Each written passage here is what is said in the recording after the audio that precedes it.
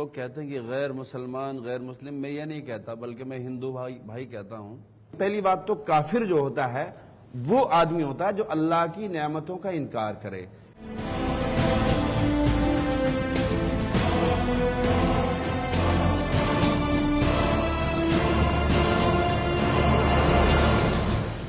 आप बताइए, क्या वो आपका रब नहीं? काफिर की डेफिनेशन आप गलत क्यों बता रहे हैं? कुरान तो कुछ और ही कह रही है। कुरान कहता है, आप कुछ और कह रहे हैं, कुरान कुछ और कह रही है कि जो अल्लाह आपने अलग से कुरान बना ली क्या?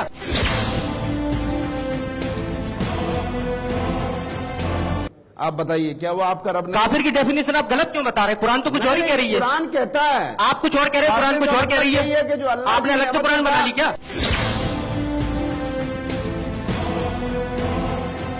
कि इस्लाम एक अमन व अमान का मजहब है। इस्लाम एक शांति वाला मजहब है। मैं आपके मजहब की बात नहीं कर रहा हूं, मैं आपके मजहब की बात नहीं कर रहा हूं। कुरान कहता है वला तसुब्बुल्लज़ीना यदऊना मिन दुनिल्लाह फयसुब्बुल्लाह अदवन बिगैर इल्म।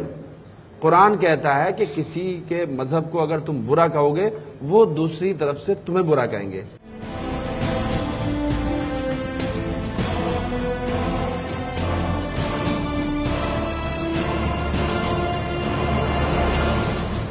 तो मैं रूल रेगुलेशन की बात करता हूं। आपका रूल रेगुलेशन कुरान के हिसाब से है, मैं समझता हूं, और किसी के हिसाब से नहीं होगा, है ना?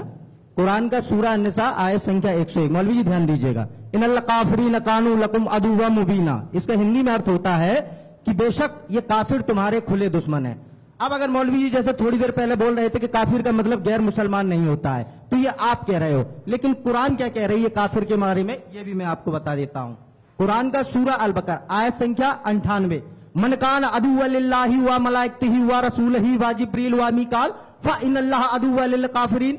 जो अल्लाह को ना माने, अल्लाह के रसूल को ना माने, 4 रसूल हुए हैं, दाऊद, ईसा, मूसा, मोहम्मद। जो जिब्रील और मिकाल को ना माने वो काफिर है। यहाँ इतने लोग बैठे हैं, बताओ कितने लोग जिब्राल मिकाल को मानते हैं? यहाँ कोई राम को मानता है, कोई परशुराम को, कोई कृष्ण को मान रहा है, कोई बुद्ध को, कोई महावीर को। ये सारे के सारे काफिर हैं। और काफिरों के संबंध में कुरान आगे भी कहती है, कुरान का सूरा तौबा आयत संख्या 5, फैजन सलखल अशहुरुल हुरुम फक्तुलुल मुशरिकीना है सुवयतुमुहुम, अर्थात रमजान के पवित्र महीने बीत जाने पर मुशरिकों को जहां पाओ वहां कत्ल कर दो। समय को देखते हुए मैं इतनी बताऊंगा। आप बताइए ना, एक पूछे, इतने तो इनको भी याद नहीं होगी। एक मिनट, अब मुझे, मैं सांप्रदायिकता के आधार पर नहीं, मैं मानवतावादी हूं, मानवता के आधार पर जवाब दें।